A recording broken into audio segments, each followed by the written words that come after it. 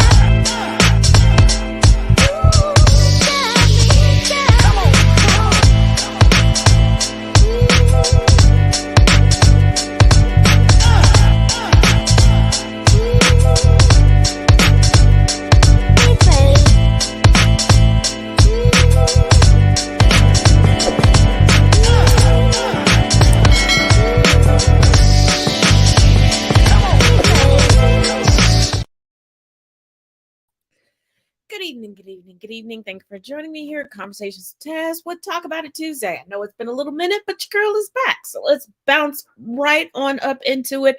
There is so much to get caught up on. Let's start with the banning of books in Alabama. Yeah, shocker that Alabama is banning books, but okay. So there are countless school districts that I know of that have removed and banned my first book, The Black Friend, from classrooms and libraries. The most recent of them is Spring Branch ISD in Houston, which is one of their biggest school districts. Now, the reason why I want to focus on this school district, there's various reasons. One, the school district is predominantly black and brown, right? So you have black and brown parents who have told the district that they didn't want the book removed, that have been undercut by a few voices, a few right-wing voices who wanted the book removed, right? Now, mind you, it's not just the parents. Educators, administration, and parents all said they did not want this book removed. These people who are experts said they didn't want the book removed.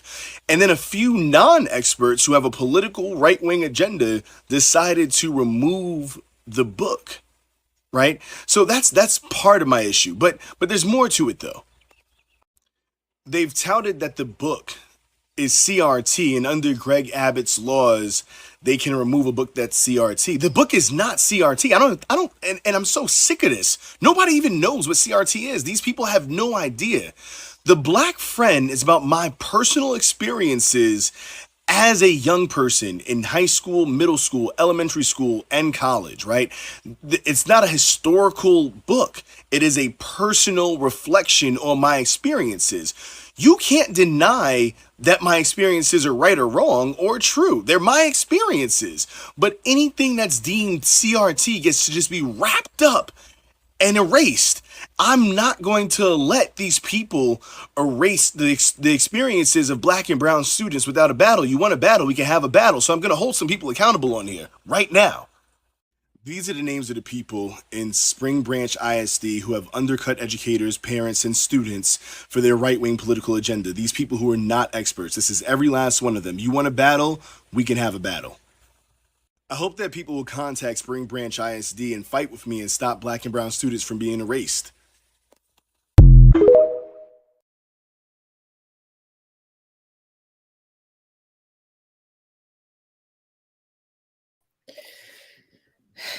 Now, see, they're using woke and CRT as the new dog whistles, the new buzzwords, if you will, just to say, come across as anti-Black. That's it.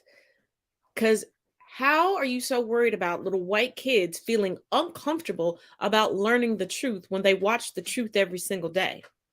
And Black and brown little boys and girls have to live it every single day and have to have hard conversations with their parents every day. We have different experiences. There are a multitude of United States all at one time, but you don't want to address it. But then you also complain that we're so divided once again. When were we united? I would say I'll wait, but nobody has that much time on their hands. Now, it's been a while, but we do have an update on Mr. Andrew Tate. This video is being made for educational purposes. Having said that, trigger warning in this one, we gotta talk about Andrew Tate. You see, Andrew Tate hopped on Twitter, and apparently he's a poet now because he posted this. "They are trying to break me. Thrown inside a cell without a light, cockroaches, lice, and bedbugs are my only friends at night.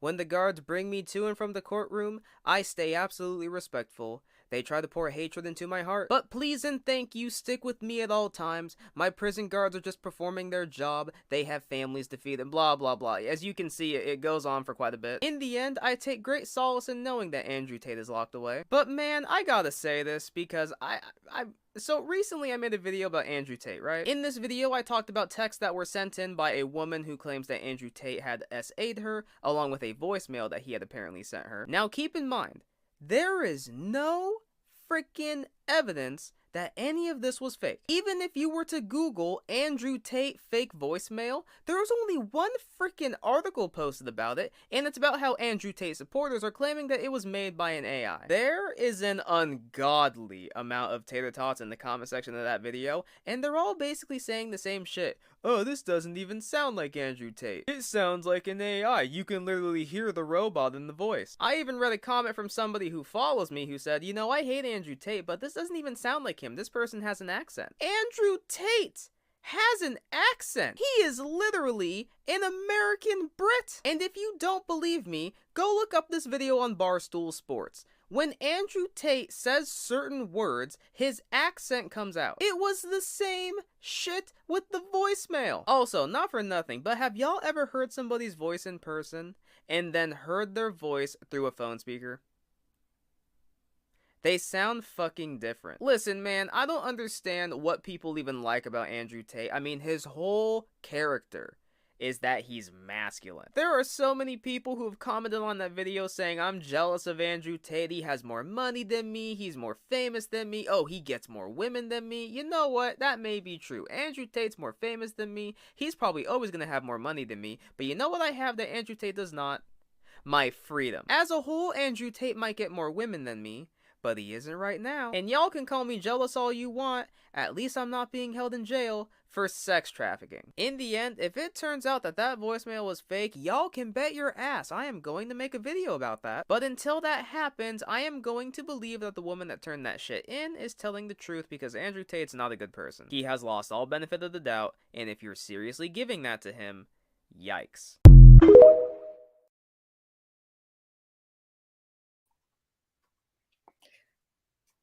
Some people's fan bases shock and amaze me. Legitimately shock and amaze me. I thought it was crazy when Trump said that he could go out in New York and shoot somebody and people would still support him.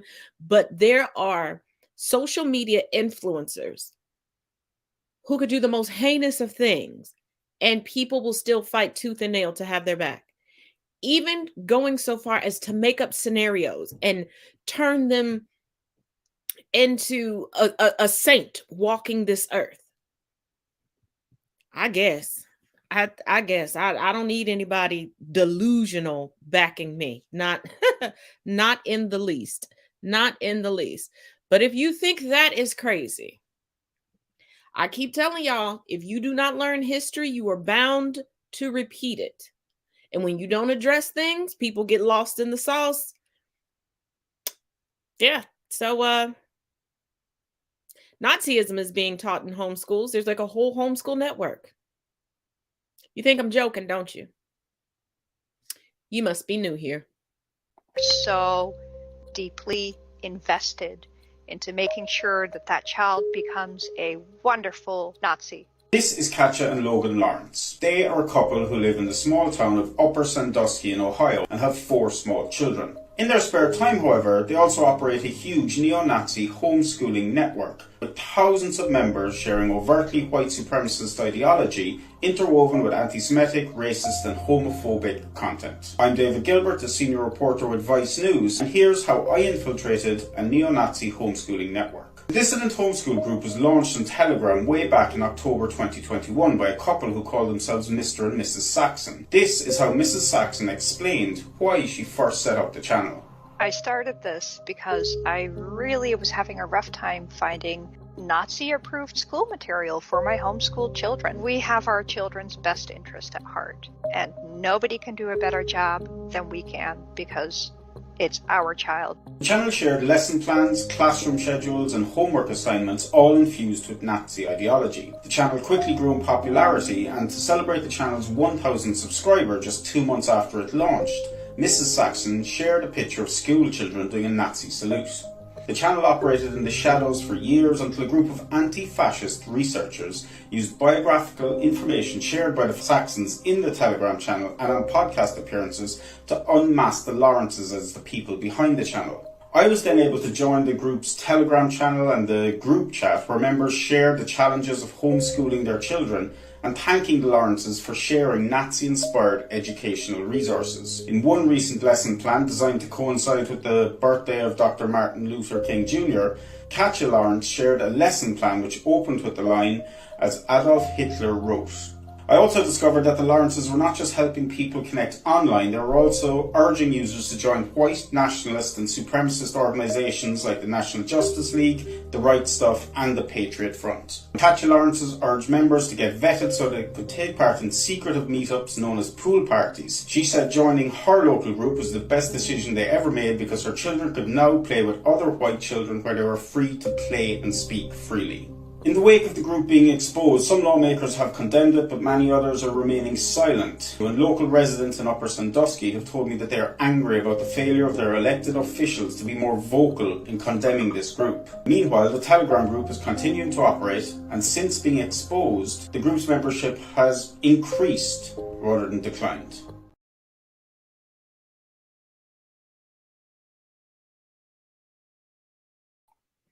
Mr. and Mrs. Saxon, as an Anglo-Saxon, all of the Anglo audacity there. Now tell me again how racism is dead.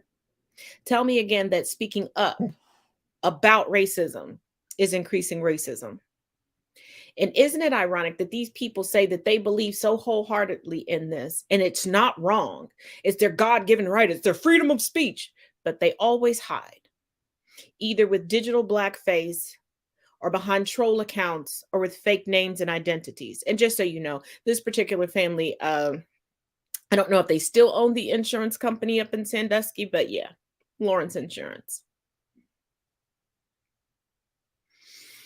But the division is coming because we had a black president and now a black Madam Vice President, and non-white people are speaking up against racism. Okay. From one racist to the next, we've got some Trump news. Wait, so you mean to tell me Donald Trump pled the fifth over 400 times and we're just hearing about this now?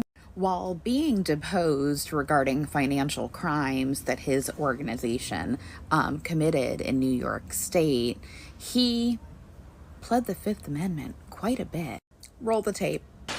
Anyone in my position not taking the Fifth Amendment would be a fool, an absolute fool. One statement or answer that is ever so slightly off, just ever so slightly, by accident, by mistake, such as it was a sunny and beautiful day when actually it was slightly overcast, would be met by law enforcement under the advice of my counsel, and for all of the above reasons, I respectfully decline to answer the questions under the rights and privileges afforded to every citizen under the United States Constitution. So I'd like to take a walk down memory lane. Taking the fifth, I think it's disgraceful. The mob takes the fifth. If you're innocent, why are you taking the Fifth Amendment? Fifth Amendment, Fifth Amendment, Fifth Amendment.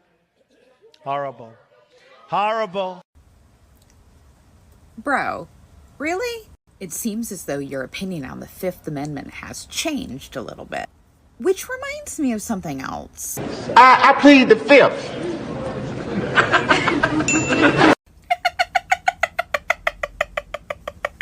Anything you say, fifth. Go ahead, ask me a question. Did you? Fifth.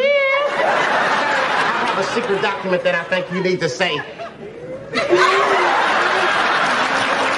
If you ain't got nothing to hide, why are you out there with the fifth? I got questions because this seems as though it has taken a Goodfellas-esque turn. Who are we kidding? It has always been mobbish. But like, this is where everybody goes to jail. Scorsese's gonna come out. Derek and the Dominoes is gonna play. Like, the music is kind of off in the background right now. The walls are closing in. And really, I just love this for him, because if he had never run for president, he probably could have been able to like skate off into oblivion and enjoyed getting cholesterol from McDonald's in his 70s at his Florida Roach Motel in peace. But instead, he opted for violence and now will go down criminally eventually, because there's just so much at this point. Bone apple tea.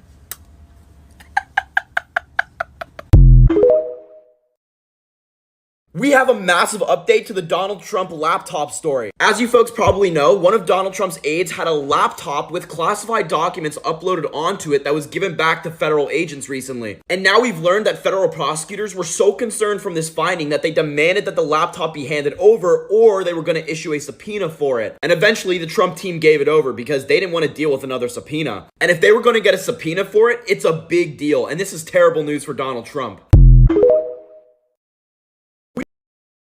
We have some massive breaking news. Former Vice President Mike Pence has been subpoenaed by Special Counsel Jack Smith, who is overseeing multiple investigations into Donald Trump. This is a massive escalation of these probes, and it shows that Jack Smith's investigation has entered a more advanced stage. Now, they haven't said exactly what information they're seeking from Mike Pence, but we can presume it's about January 6th. So we'll have to wait and see as to what this leads to.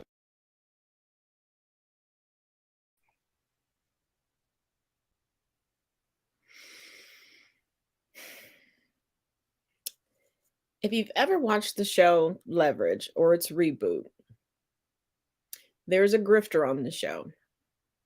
Biggest lesson is to know when to end the grift. Donald Trump does not know when to end the grift. And he's absolutely right. Pleading the fifth, it's for the mob.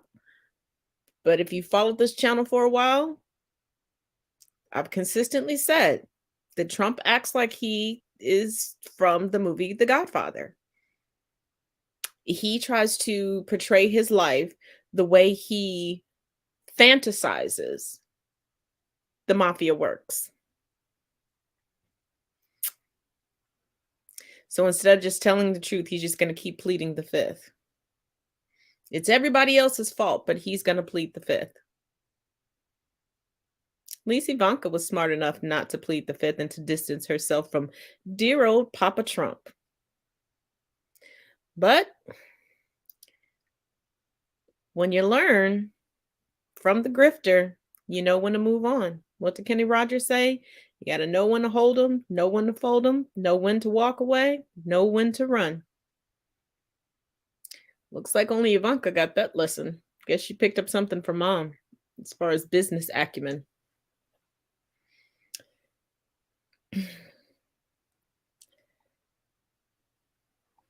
Now, we all know about the heinous murder of Tyree Nichols, but there's an update regarding the Memphis PD.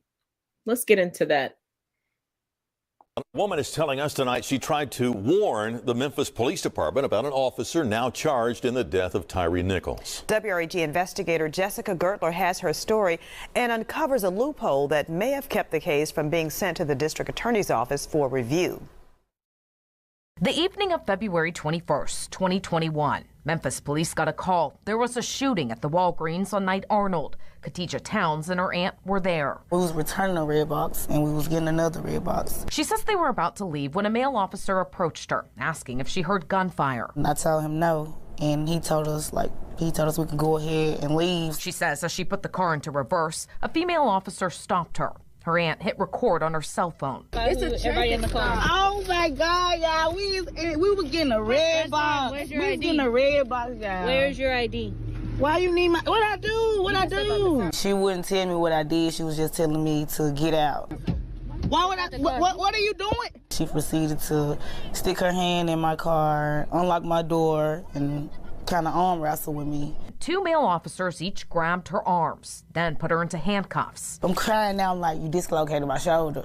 He just telling me, stop resisting, stop resisting. I'm like, I'm not resisting. I'm trying to tell. Because if you look at the video, my hand's behind my back. Officers then approached her aunt and the video ends. Town says officers put her into the squad car. She says she demanded they take her to the emergency room for her shoulder pain. Her family followed the squad car, so the officer pulled over and got out. And drew her gun at my brother and my aunt. Town says they took her aunt into custody while they took her to the hospital and then to jail, but she says she never faced any charges. She said she did give a statement to MPD's internal affairs, but never knew what came of the case until last month.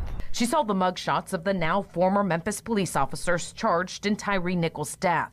One of them, Demetrius Haley, the officer who put her into handcuffs that night. Were you surprised? I wasn't surprised because how they did me at Walgreens. Towns' incident was in Haley's disciplinary file WREG investigators uncovered.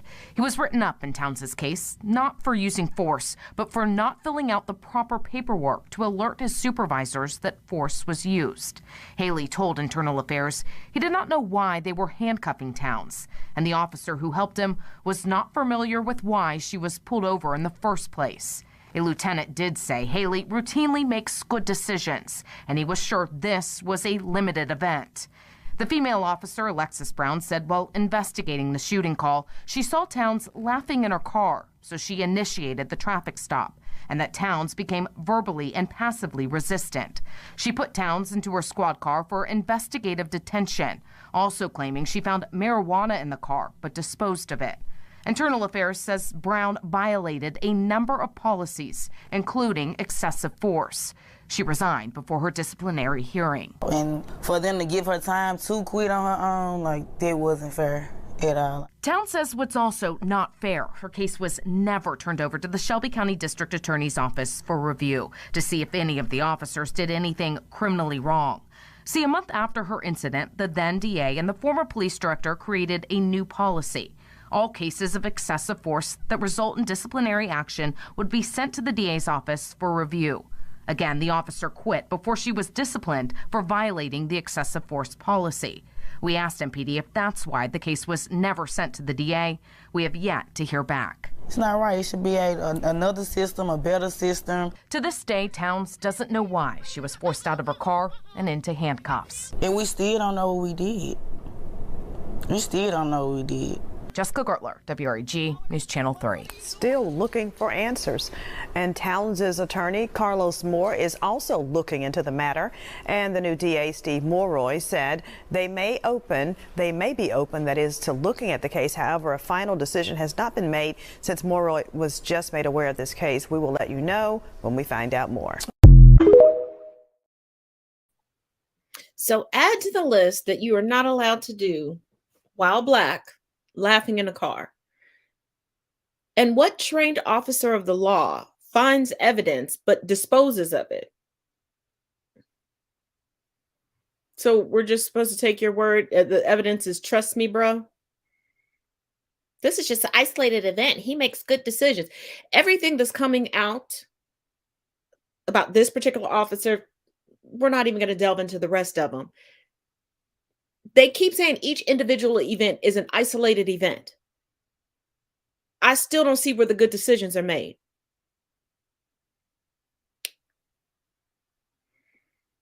Like, this is going well beyond the incentives for giving tickets.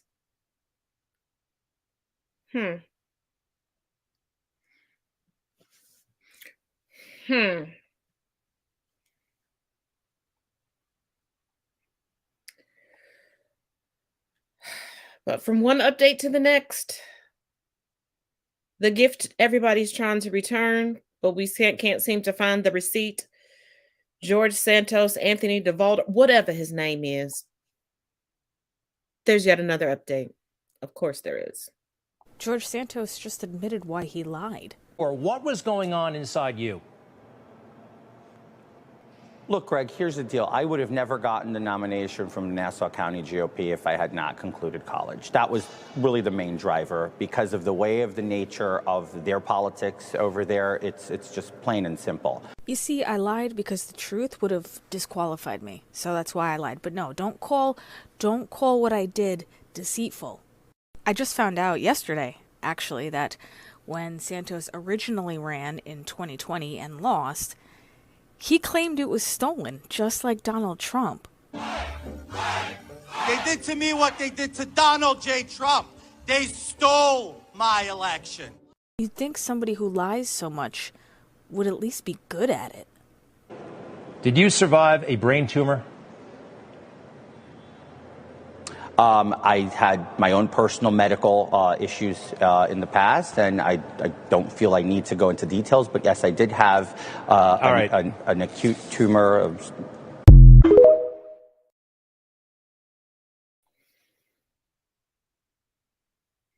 A college degree is not a requirement to run for any congressional office.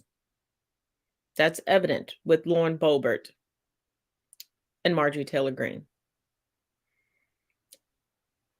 Lauren Boebert received her GED shortly before being sworn in.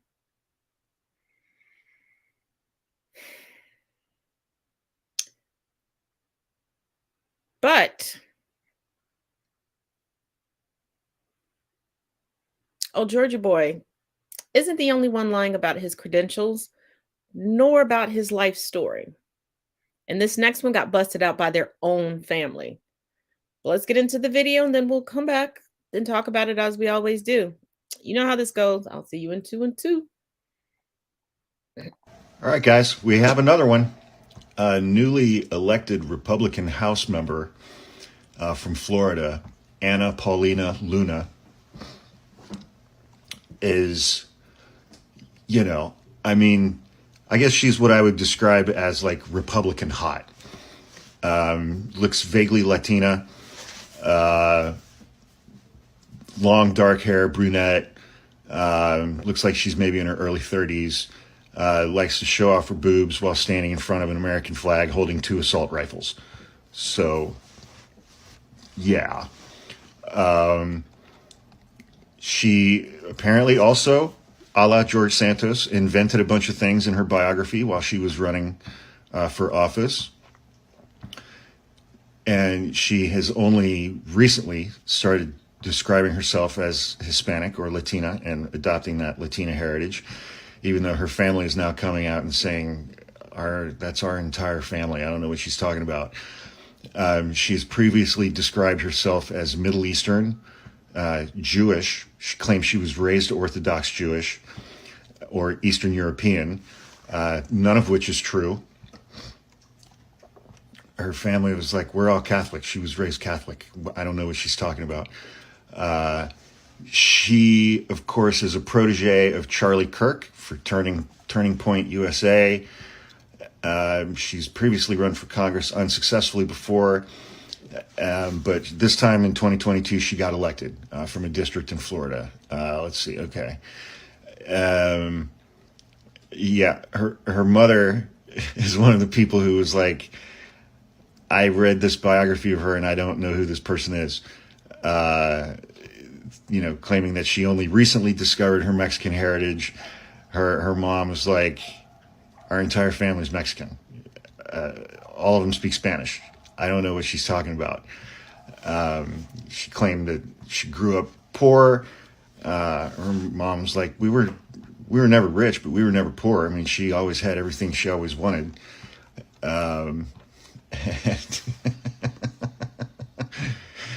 um,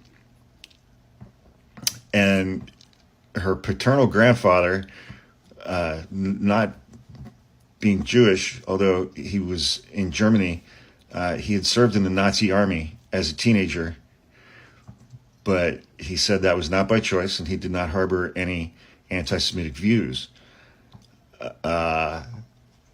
So there's that. Grandpa served in the Nazi army. But yeah, we got another one. Inventing her bio. Yeah.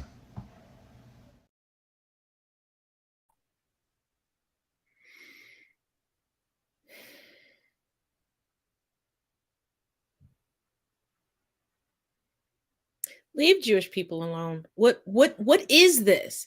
What we went from using tanning and makeup to blackface, to digital blackface, to now people cosplaying the Jewish community for votes. And this is what gets me, because it's the conservatives within the GOP, the grand old party, the Republicans, if you will, that claim that Jewish people have this cabal and they're secretly running anything and they're in charge of the media, although the vast majority of media is owned by conservative Republicans. But okay. But now they're cosplaying Jewishness for political gain. And she's now claiming that she's reconnecting with her Hispanic.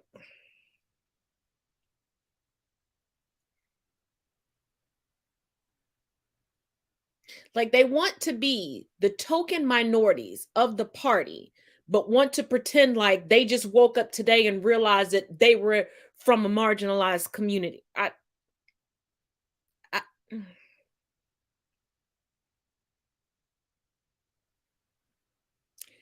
I cannot. And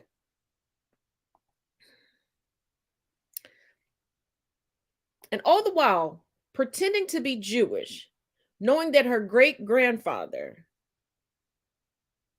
served for the Nazis. Now, I'm glad he regrets it. I don't know if he regrets it because I don't even know if he's still alive, because they're still prosecuting them, or if he genuinely regrets it. I don't know. Haven't talked to the man. But real, like, so many slaps in the face. So many slaps in the face.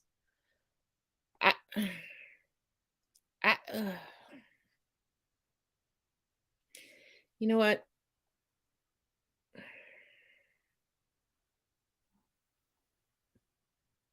Let's go to the Black History Month ad and get into some little Black History factoids. And here, I've had this one for a while, so it's been washed a couple times, but here's one of my comfy hoodies. And get into it. There are plenty of discounts listed on the website. Go check it out. Taz/isms.com. See you in 2 and 2. You know how we do. Black people stand up, feel good. Be proud of yourself as you should. And if you darker than the brown paper bag, wave your fists in the air, time to make these haters mad. They treat us like we came from the sewer, and everything we do, they try to outdo us. We made the traffic light, they write tickets. I ain't got to tell them, they already know where to stick it. We made the subway, they got scepter. Now everybody eating off of that except us. One thing we known for is our bravery, and Paul Kufi was an entrepreneur during slavery. You wonder why we like t-shirts that's white? Maybe because we used to pick cotton in another life. For Granville Woods and Maggie Lena Walker, put your lighters in the air now and spark up.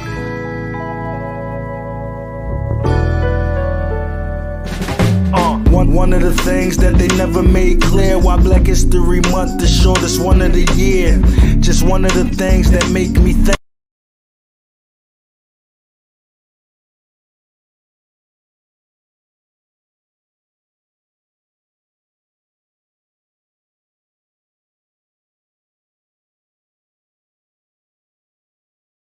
Have you heard about the black trans woman who topped music charts in the 60s, vanished for 40 years, and later would be nominated for a Grammy? Her name was Jackie Shane, and her story is fascinating. By the way, I'm Trav. I report on the queer economy, and Jackie Shane, who was born in 1940 in Nashville, was a pioneering trans soul and R&B singer. To escape the Jim Crow South, in the late 1950s, she joined a traveling carnival. She ended up in Canada where she became the lead vocalist for an R&B band called the Motley Crue. She became an originator of the Toronto Sound, which was a 1960s subgenre of R&B. Her biggest single was a song called Any Other Way, which reached number 2 on Canada's Chum chart in 1963. Her recording career continued throughout the 1960s, but by the early 1970s, she virtually vanished from the public eye. Over the years, there were fan rumors that she had passed away or even unalived, but in reality, she had just moved to Los Angeles to care for her sick mother. After her mother passed in 1996, she then moved back to her hometown of Nashville, where she lived a very reclusive life. It was reported that she barely left the house, and when she did, she would wear sunglasses and a hat to keep from being recognized. In 2010, the Canadian Broadcasting Corporation did a documentary on her, but they weren't even sure if she was still alive. And it was only after that doc aired that people were able to confirm that she was alive and well in Nashville. Fast forward to 2017 when she worked with a small record label to release a compilation album of her 60s music called Any Other Way. That album would go on to be nominated for a Grammy in the Best Historical Album category. Shane passed away in 2019, but we can't let her legacy die with her. Please share and repost this video to help amplify her story and follow me for more. Tell her that I'm gay. Tell her I wouldn't have it any other way.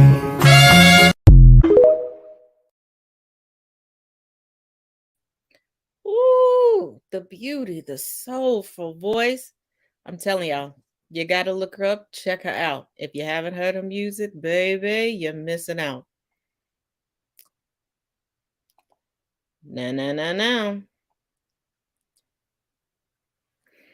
It wouldn't be a Conversations with Taz if we didn't talk about Boebert and our MTG. So let's start with MTG. You know, Marjorie Taylor Greene. This video is for educational purposes only, and trigger warning. Marjorie Taylor Greene. Trigger warning. I just got off the phone with Sheriff Steve Wilson from Walker County in my district, and tragically 3 people were murdered by fentanyl. They were poisoned this morning.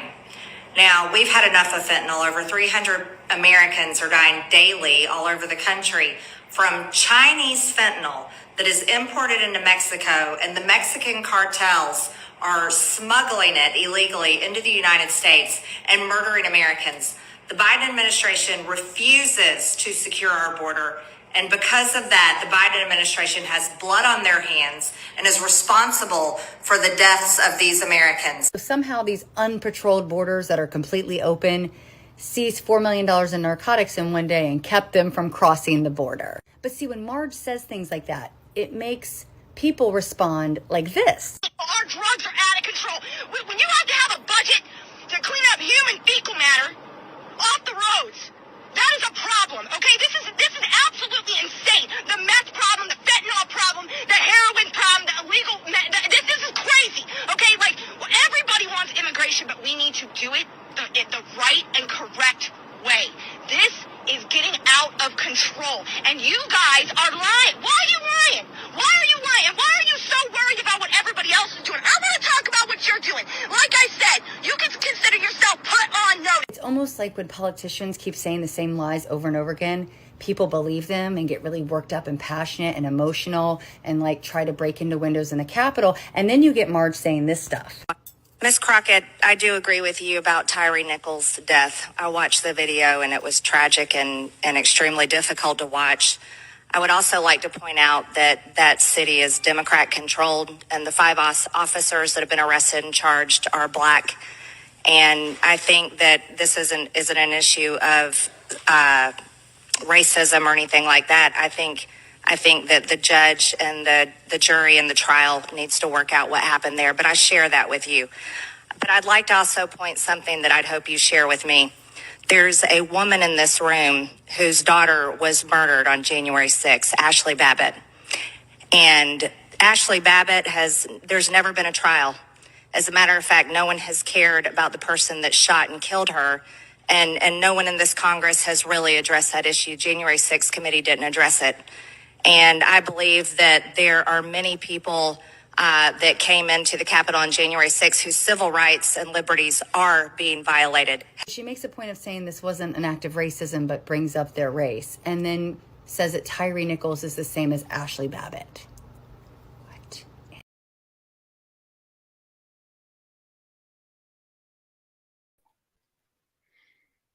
Let's go over a few things.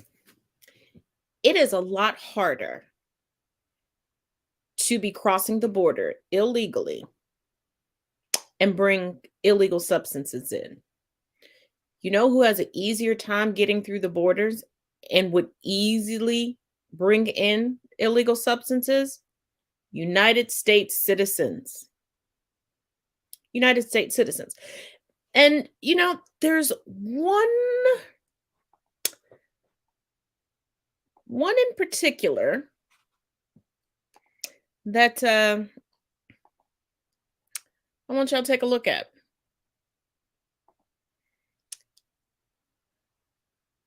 Mr. Man right here in the black. In the black.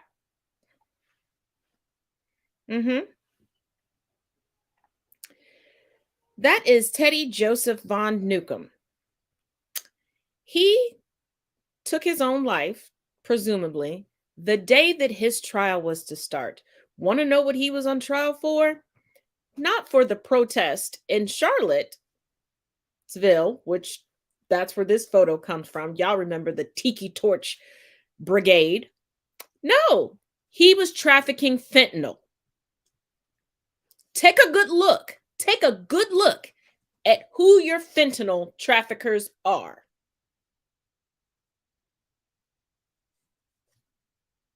Isn't it amazing that there's such a staunch pipeline between white supremacists and drug trafficking, yet they keep trying to smokescreen you and give you sleight of hand, claiming that it's the illegal brown people that are doing it?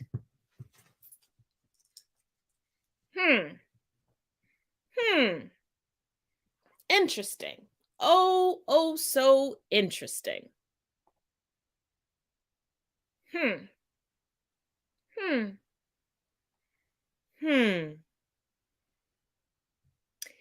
given how many imports come in from China on a daily basis, do y'all really think that China would ship things down to Mexico and then convince people trying to seek asylum from multiple countries, and they're just coming through Mexico, because we've seen this several times,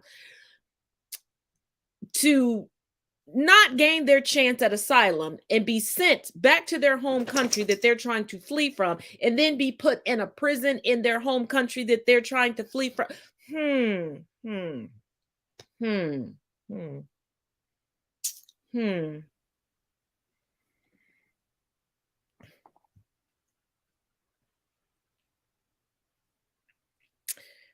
But yeah, pretty funny. Just like all the conservatives that claim that they're protecting children from drag queens and being groomed by drag queens, but every day we find out one of them is being arrested for raping a child. Projection at its finest.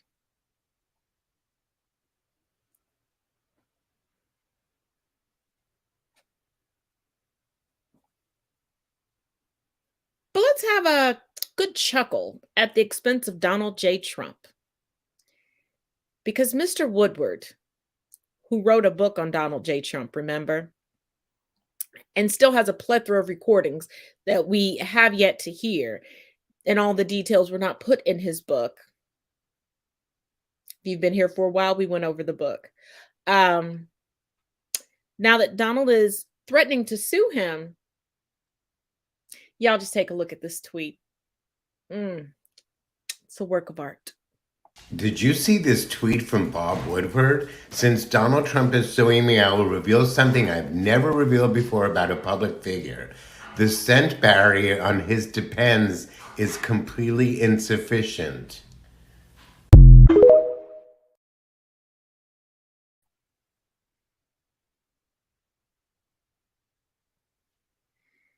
My man said that they are not changing Donald J. Trump's diapers quick enough. Your boy is walking around with poopy pants, literally. So he's got lifts in his shoes, a poopy Depends on his buttocks, a bad orange spray tan, ill-fitting suits, and ketchup on his well-done steaks with a Diet Coke. So highbrow, so billionaire-ish. Let me clutch my pearls. Oh, honey, I declare.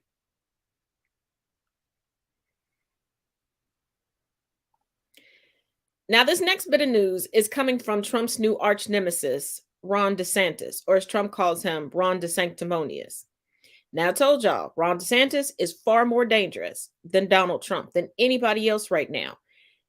And word on the street, there's a lot of scuttlebutt saying that Ron DeSantis is aligning himself to make a mid-spring announcement that he will be running for president in 2024. But he's trying to push out as much of his agenda as possible. And we haven't seen an agenda like this, no joke, since the early days of Hitler.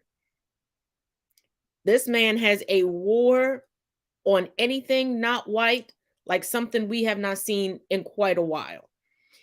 And I shouldn't even say like Hitler. He is the second coming of Henry Ford. And if you don't know the history of Henry Ford, don't worry, darling. We're going to get into that a little bit here in a minute. But let's take a look at this real quick. And y'all, if you don't do anything else in 2024, vote. So, fun fact, Ron DeSantis was a history high school teacher for about a year. Now, you probably didn't know this because he doesn't put it on his resume or his bio, which seems kind of strange, seeing that as a politician, he's targeting public education. Like, you think that would give him some validity to his targeted attacks if he said, you know, I worked in the teaching industry in public school, like I know what needs to be fixed. And yet he doesn't. Maybe this is why. Apparently Ron DeSantis would have drink parties with his underage high school students and cuddle with them while they consumed alcoholic beverages. But I really love how the former guy reshared it on Truth Social. No way. Now, apparently this story came out in October of 2021. The photos show a person purported to be DeSantis and a group embraced with several young girls, one of whom is holding what appears to be a glass beer bottle. The source who provided the photos says that it was taken prior to graduation, meaning the young girls would still have been DeSantis' responsibility at the time. It is not clear whether any of them were legal adults, so they would have been too young to purchase alcohol. And it was confirmed that a yearbook image shows DeSantis in the year that he worked for Darlington School with the same bowl cut and wide grin featured in that photo. Here you go. Ew.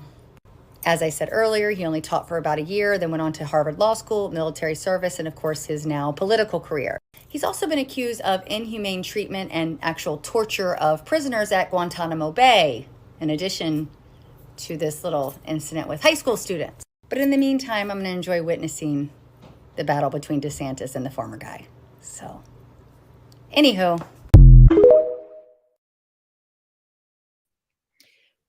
Now, about a month or two ago on TikTok, somebody had informed me in one of my comment sections that yes, Ron DeSantis was previously a history teacher. And I did some digging into that and I was like, yeah. And I remember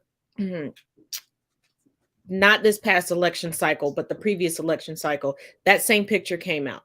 So I was very aware of it. I had just forgotten about his time at the school. And he's not bringing it up because it doesn't matter to his constituency. He's also not going to bring it up because he doesn't want to answer to it.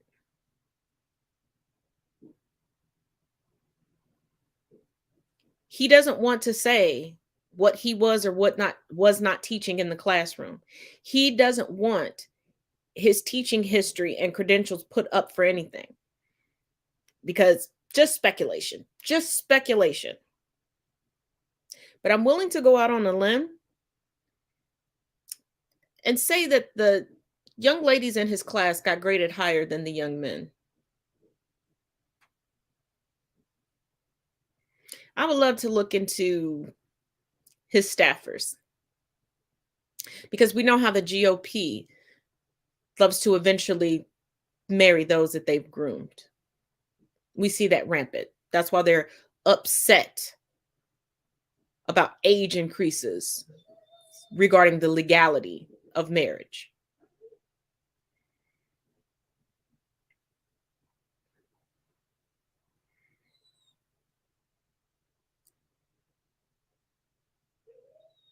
Now, as promised, let's get into a little Black History factoid. See you in 2 and 2. Hey, good morning. Yeah, man, everything's racist. Even the Crown Vic, which was made by Henry Ford, who was a powerfully influential racist of his day. See, he hated Jewish people. He hated them. He hated them so much that he had published pamphlets preaching his hatred towards them. He called it the International Jew, the world's problem. He hated Jewish people, man. He hated Jewish people so much that Hitler was impressed with his hatred of them. So much so that he would keep a picture of Henry Ford on his desk. Henry Ford is the only American mentioned in Hitler's book, Mein Kampf. At the Nuremberg trials, Nazi war criminals would cite Henry Ford as one of their greatest influences outside of Hitler. He was so racist that he would go on Marjorie Taylor Greene style rants about labor unions being a global Jewish conspiracy. And it just didn't stop with the Jews. He wasn't too fond of immigrants either. Even though he paid people $5 a day to work at his plants, which was double the price they would have made anywhere else, he did so at a cost. And that cost was their personal freedom. See, he created a sociological department at his company that would go and inspect the homes of the immigrants he employed. He would check their homes to make sure they were living according to his American standards, making sure they weren't drinking, gambling, smoking, their houses were clean, making sure they were leaving their cultural practices back in their old countries. He was that racist, man. He was so racist that he created schools to assimilate immigrants into American culture by teaching them English and forcing them to forget their cultural heritage. And at their graduation ceremonies, he would force them to wear costumes representing their country of origins. And they'd cross the stage and walk into a literal melting pot, change out of their costumes and put on a suit and tie. And when they emerged, they would be American citizens. He was so racist. And it just wasn't immigrants. He hated us too. He didn't believe we were smart enough to do high-level jobs, so he would put us in the most dangerous parts of the plant to work, like the foundry and the forge. Which is why I find it funny that a man that racist would name a car the Crown Victoria, named after the Victorian age, that's named after Queen Victoria, who ended British colonial slavery on August 1st, 1838. Then in 1793, she went and created the British South Africa Company, which then became South Africa, which instituted a Jim Crow-style apartheid that didn't end until 1994. So when we say everything's racist, it's because everything's racist. But there is a car company whose target audience was African Americans, and we still love that company today.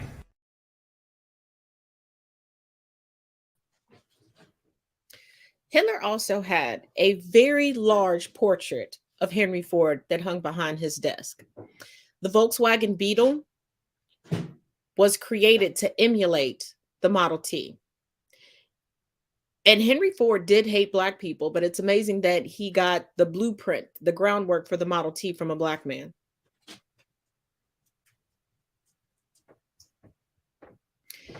And any of you all that went to a school that taught you square dancing, you can thank Henry Ford for that also. Because that was more American. And let's indoctrinate those kids into full-on assimilation. Because why be a stew? Let's be a melting pot. We don't need you to be different or individuals. We want to steal the bits and pieces of your culture, heritage, and your soul and spirit so we can capitalize off of it. But you need to look as much like us as possible.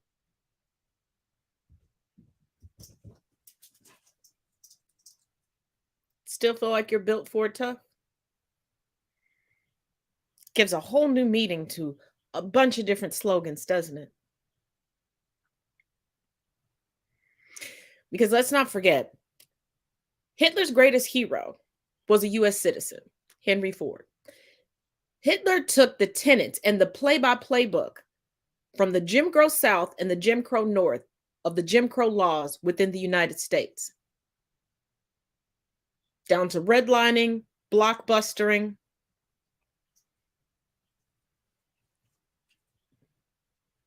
And while everybody was up in arms about Jewish people being taken off to camps, they forget about the Asian American, the Japanese internment camps on United States soil.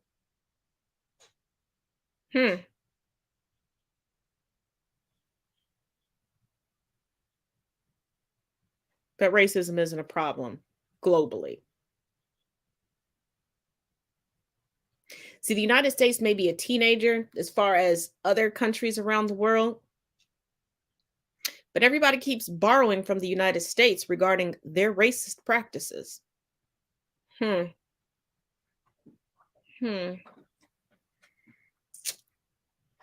I just wish the United States would borrow from Germany and start rounding up people and prosecuting them, regardless of their age, to atone for their crimes, and start teaching actual history and start making it against the law to walk around with hate paraphernalia and hate speech.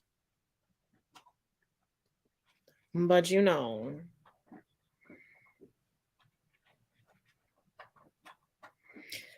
now, you know, it can't be a Black History Month without there having to be a Black History Month protest, because somebody always wants in the month of February to blatantly try to whitewash and downplay and make Black history more palatable to little white kids, as if little white kids cannot see the history that is taking place right in front of them. We are on par to repeat the Red Summer. But let's take a look. 200 high school students in Alabama walked out of school because they were told that their Black History Month event couldn't cite slavery or the Civil Rights Movement. Apparently, one administrator said that it would make them feel uncomfortable, so these students were told, nope, we're going to whitewash this history. And remember, this is the same Alabama where just a few weeks ago, they canceled a Black author because one white parent complained that she felt uncomfortable. White supremacy is committing atrocities against Black people, Indigenous people, and other people of color, and then banning being taught about that to the next generation. The fact remains that the only reason that you would want to ban the teaching of white supremacy terrorism is if you have plans to do it again.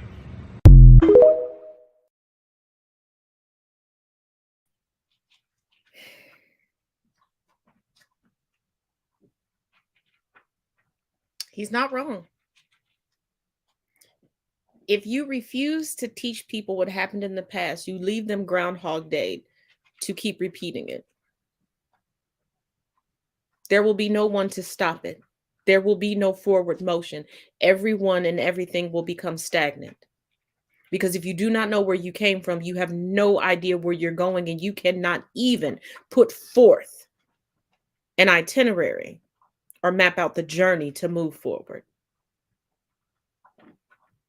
But they know that. But see, here's the thing. This is why I keep telling y'all, white supremacy hurts everyone, including white people. Because you keep dumbing down children, who's going to be the next round of doctors and nurses? Let's take every other profession off the table. Who's going to be the next round of doctors and nurses?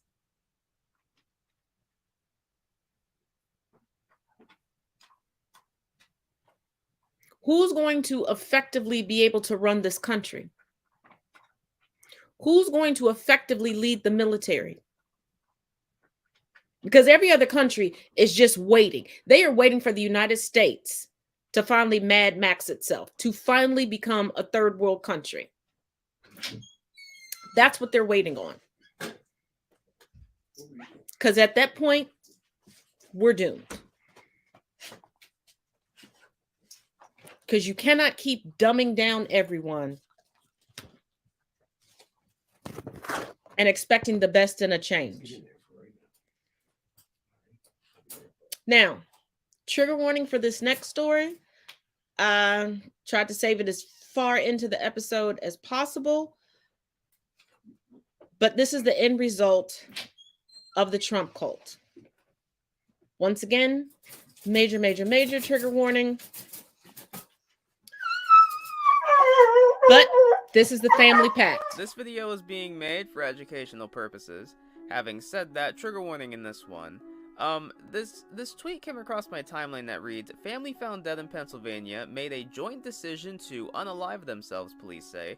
Quote, they were just so hell-bent on Trump winning, like this could be in the end if he doesn't. This picture below me is of the daughter. Morgan Dobb, 26, and her parents, James Dobb, 62, and Deborah Dobb, 59, were found dead in the backyard of their home in York County in what police say was a unaliving pact. This apparently was a family of devout conservative Christians. There's also some videos on YouTube of Morgan Dobb. I can't find her actual channel, but she does have some videos up where she is preaching some pretty religious stuff. Back on January 25th, police were responding to a welfare check, and of course the police stumbled across that in the backyard. They said there were no signs of forced entry or struggle and no evidence that anyone else had been present, and so the investigation was closed. According to people that knew the family, they expressed shock and heartbreak at the deaths. According to the man who gave Morgan a lot of her bowling lessons, he said that the Christian church-going family, quote, was never shy about letting anybody know what their beliefs were. When it came to religion and politics, Morgan and Deborah, very huge supporters of former President Donald Trump. They were just so hell-bent on Trump winning, like this could be in the end if he doesn't,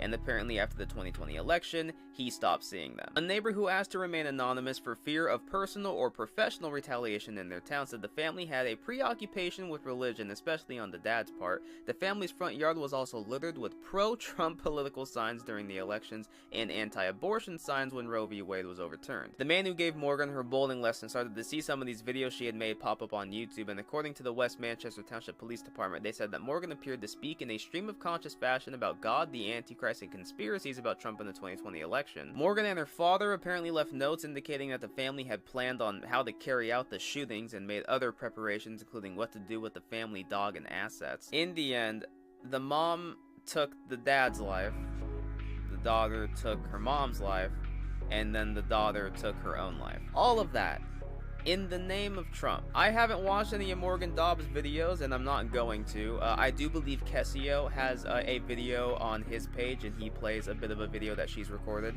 but I'm not going to bring myself to watch that. I just don't need to see how parents completely brainwashed their daughter and eventually conspired with her to form an unaliving pact. Also, let's just be real, there will be a Netflix documentary about this at some point. The fact that anybody would do this over Trump blows my mind. But I've said it before and I'll say it again, it is times like this when I am so glad I didn't grow up in a conservative religious household. This whole story is just so sad and it is insane, but there are insane people out there, and unfortunately we've seen this kind of stuff happen before. Religion and politics is one hell of a drug.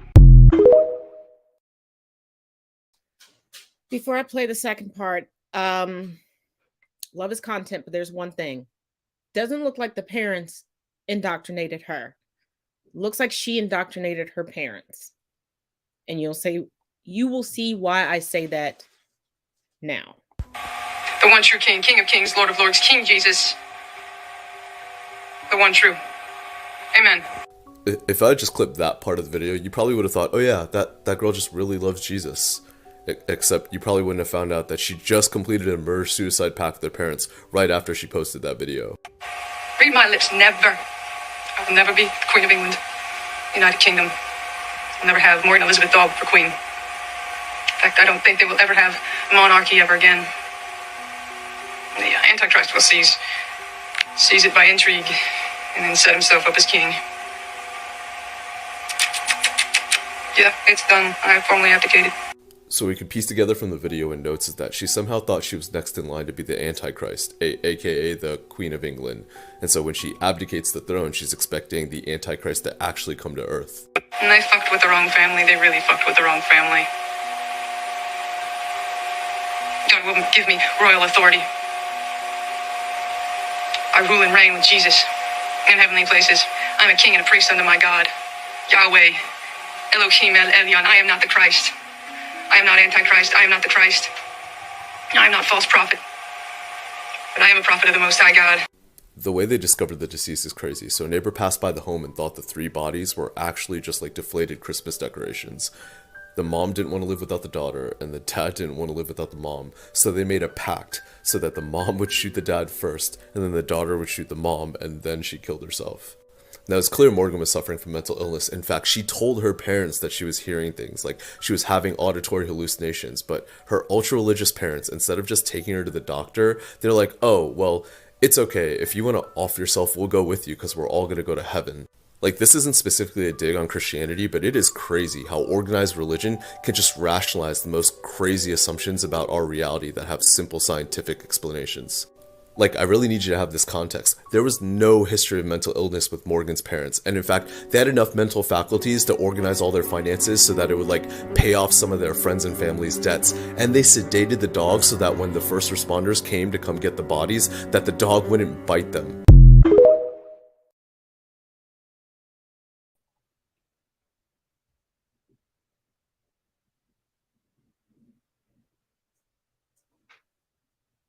Once again, we are reverting in history. Now, I know the lovely cushy story of history that they love to tell you about the Pilgrims in Plymouth Rock, which is that big. They were tyrannical Protestants. They knew they couldn't be born into aristocracy, so they wanted to create an aristocracy here. And these are good Christian folks that committed murder and suicide.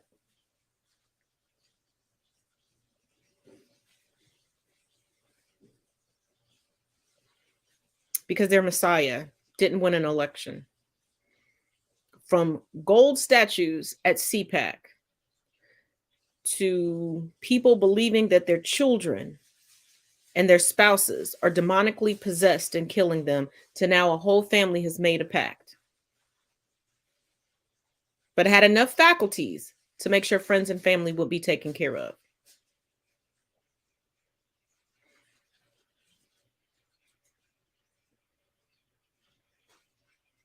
Still don't think we need to unwhitewash history and teach it actually factually in schools?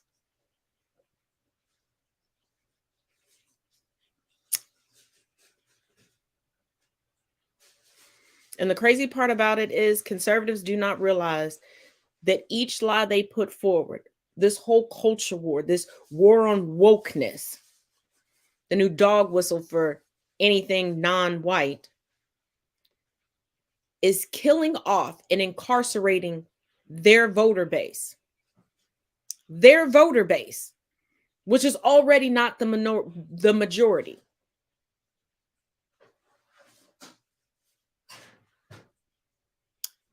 It is time to vote, and it's time to vote the way that they do.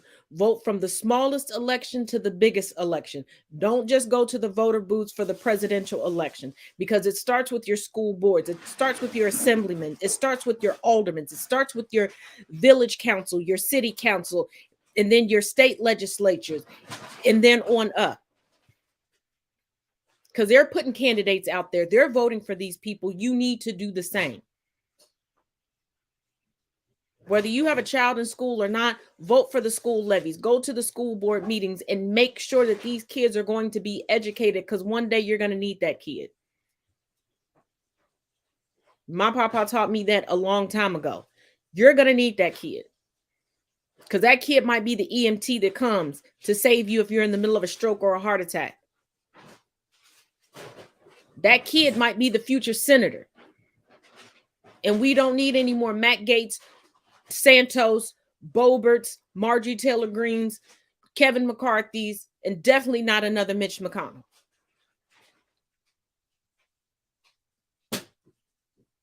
We don't.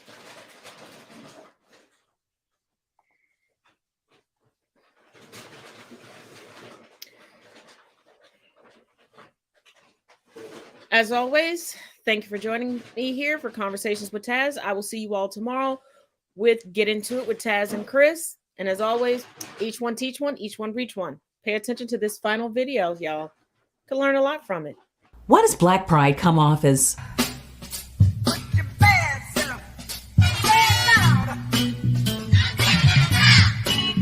But white pride comes off as just a good old boy, never meaning no harm. This is Dara Star Tucker, and this is The Breakdown. Black and white pride come off very differently in the U.S. because of the way that race and culture developed here. See, the concept of race is a colonial construct. It's a theory based on pseudoscience that was developed to create a hierarchy to group people by skin color. The theory of race falsely claims that people who come from sub-Saharan Africa are at the bottom of the pyramid in terms of intelligence, desirability, and overall worth. It made them subhuman. The lighter your skin was, the more valuable and entitled you were. It's all made up, since the concept of race is not attached to any legitimate biological or scientific truths. Race is not real. But racism is. Black people were brought to the United States in chains from countries all over the continent of Africa, like Nigeria, Ghana, the Congo, and the Ivory Coast, with their own unique ethnicities, traditions, and cultures. But when they hit U.S. shores, they were simply called Negroes, and their cultures were stripped away. The people with white skin who migrated from countries like England, Germany, the Netherlands, and Spain, Caucasians, brought their cultures with them. So colonial powers cut Black people off from the rest of American society. They weren't allowed to attend school, they had to develop their own worship services and their own social framework, but they were also cut off from their cultures of origin. They weren't allowed to practice their religions or speak their languages of origin, and their social customs from their homeland started to fade over time. So what do you think they did? They began to develop a distinct culture of their own. This is what's known as Black American culture. Blackness in the U.S. is not just a color or a racial grouping based on pseudoscience. It's a culture. It represents triumph in the face of extreme adversity. It's something to take pride in. If you're a white person in the U.S., you can probably trace your ancestry back through many generations.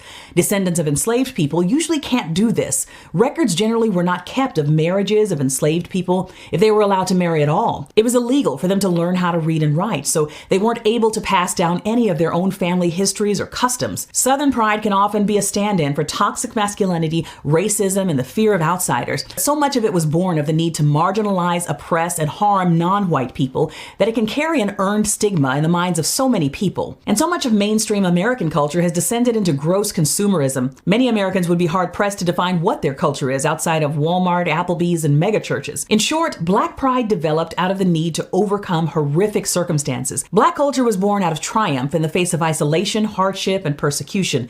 It's pride that's tied to achievement. Things like Irish pride, Italian pride, Scottish pride, they're attached to culture and should be celebrated as well.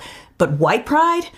Well, that's simply a celebration that you were born at the top of a phony racial pyramid, and it carries all of the ugly baggage that comes with that complicated history in the United States. To learn more about this topic, visit the reading list at the link in my bio.